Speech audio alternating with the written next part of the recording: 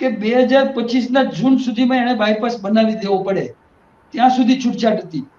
તો હમણાં જૂન ગયો અને એની મર્યાદા પણ પૂરી થઈ અને હજી સુધી કઈ બાયપાસ માટેના કોઈ એમને કઈ ક્યાંથી સહકાર મળ્યો નથી, કઈ જમીન કોઈ આપતા જ નથી.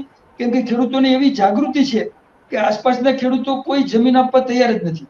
આ જે જમીનની મેં વાત કરી કે માઇનિંગ એ લોકોએ અમુક વેચેલા ખેતરોમાં ચાલુ કર્યું, એ તો 25 વર્ષ પહેલા ખરીદેલા ખેતરો, 30 વર્ષ પહેલા, 20 વર્ષ પહેલા, અને પછી કાયદાનો સહારો લઈને એ લોકોએ આમાં આવું ચાલુ કર્યું.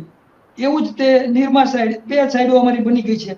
નિરમા સાઈડ છે એ લગભગ 20 કિલોમીટરની હદની અંદર એના ગામડાઓ આવે છે, અને આ બાજુ અલ્ટ્રાસેક છે એ બીજા 25 કિલોમીટરમાં એના ગામડાઓ આવે છે. તો આ સ્થિતિ છે. એટલે સરકાર ગમે તેવો દાવો કરતી હોય, પણ નૈતિકતાને ધોરણે સાવ નીચે આવી ગયું છે આખું આખું સ્તર. આપણને દુઃખ થાય. વાત તમારી સાચી છે કનુભાઈ, કે જે નૈતિકતા હોવી જોઈએ એ નૈતિકતા બિલકુલ સરકારમાં દેખાતી નથી.